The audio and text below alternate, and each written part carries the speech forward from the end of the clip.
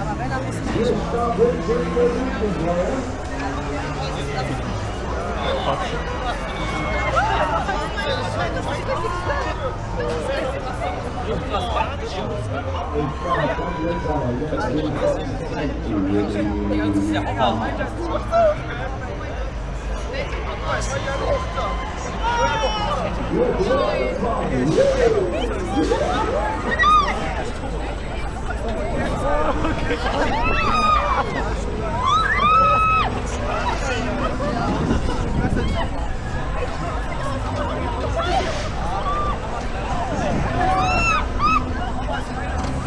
Oder was du bist, wirklich? Kommt noch rein.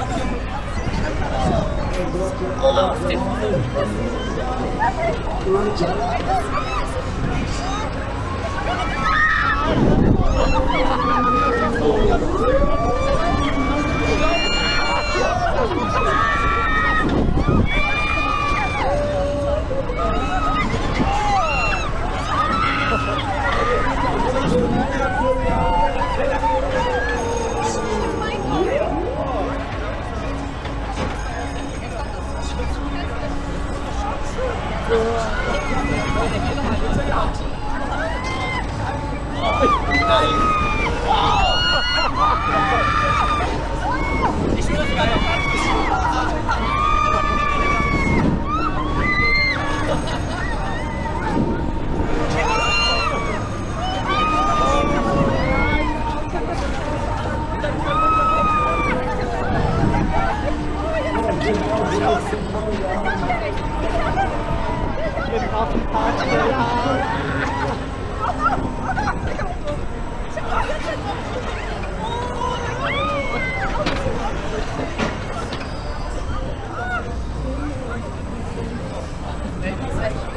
Ich hab Nackenschmerzen. Wirklich, ich hab richtig Schmerzen.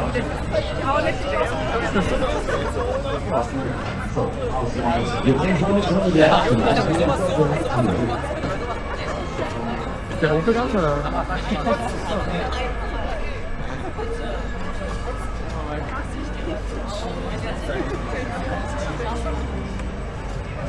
Einfach wie ein Wasserspiel.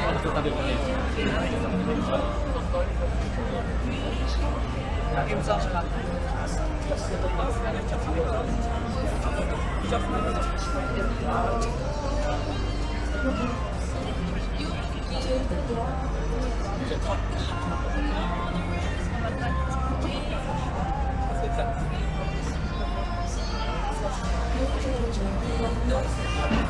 Was